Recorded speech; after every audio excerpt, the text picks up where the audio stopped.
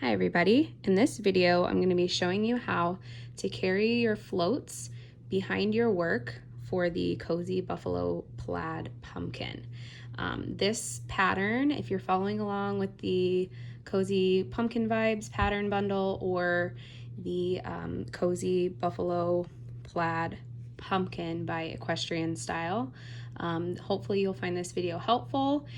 This is really just to demonstrate how you'll carry your floats, which are the longer strings of yarn that go behind your work as you're working with two colors in one round.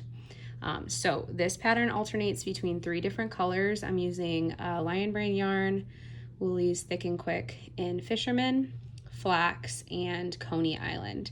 So you can see if you're following along with the pattern here, you'll see I've pretty much gotten through one section of my first 2 alternating colors, which my color 1 is going to be this Fisherman color, and my color 2 is this Flax color. My color 3 is Coney Island. So I'm now onto the next section of repeats, and I'm alternating between my color 2 and my color 3. All right, so I just want to show you guys how I'll knit with these and how I'm going to be carrying the yarn along as I go, since I'm working with 2 colors. You can see what I've done so far. You can kind of see how those floats are being carried. You want to try to keep them nice and loose. If these are really tight, you're going to have your stitches all scrunched up, and you want them to be able to be nice and smooth and stretched out. So hopefully this is helpful for you guys in carrying your yarn. Everybody knits a little bit differently. I carry my yarn in my right hand. I'm a thrower. So I highly recommend following along the pattern for this. You can find the links in the description below. But you're gonna always want to hold whatever your leading color is. So for this round, I'm working with Flax, and you can see I've already started the next round, and I just have 3 stitches in that color, which is my color 2.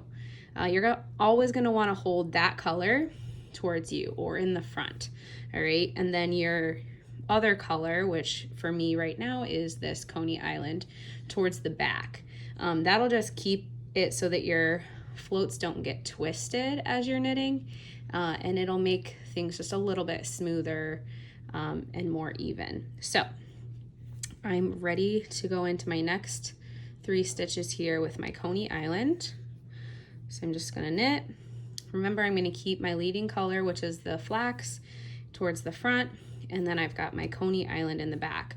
So I kind of like to hold my yarn with my front color between my index and my thumb, and then my back color kind of just underneath my ring finger and my pinky. So I'm gonna bring that Coney Island up. Okay, so this right here is the float, and I want to keep this nice and loose. All right, so keep a little bit of extra slack there so that your stitches can kind of stretch out. So I'm going to knit 3. All right, and I'm keeping that color towards the back and the the leading color towards the front. Now I'm going to knit 3 in the Flax. So I'm again going to bring this over, keeping my tension nice and loose. Whoops, let's try that again. Bring this over, knit, keeping that float in the back nice and loose. Gonna knit 3. All right, and you don't have to carry both colors in your hand at once. You can drop the color you're not using when you're not using it.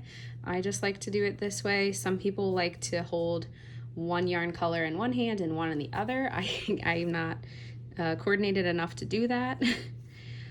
So now I'm onto my Coney Island. I'm gonna knit 3. Again, keeping my tension loose. And back to Flax, and we're just alternating as we go. So you're skipping, essentially, since that last color, I'm gonna skip the next 3 stitches. So I wanna make sure that that yarn isn't gonna be too tight here, that it's gonna bunch those stitches up. Keeping Flax in the front.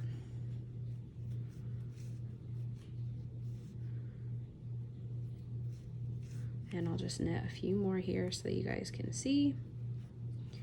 Going for coney.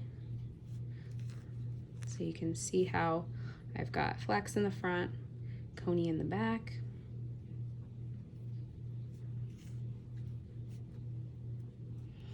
If this is your first time working with longer floats, like if you've worked with something like maybe the Phoebe beanie or the Appel beanie, you've maybe worked with like every other stitch being a different color. That's a really short float, so it's not really problematic, but since these are a little bit longer, you really got to watch that tension. Make sure you leave an extra little bit of slack.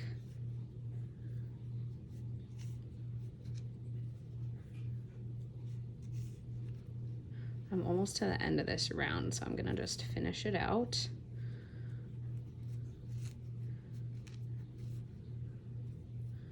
Again, trying not to twist my floats.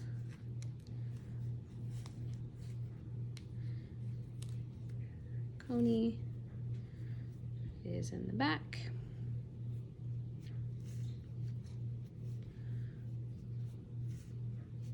As your work gets a little bit longer, it'll be a little bit easier to kind of see each one of those sections clearly.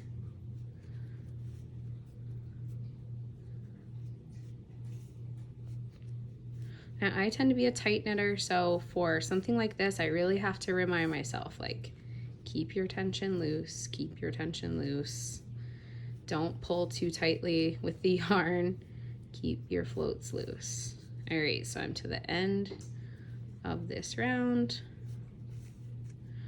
I'm gonna move my stitch marker over, and there we go.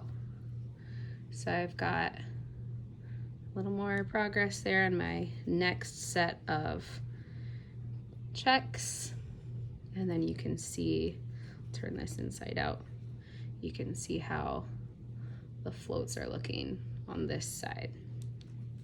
So hopefully you guys found that helpful. If you have any questions at all, feel free to leave them in the comments and I'll get back to you guys, and happy knitting.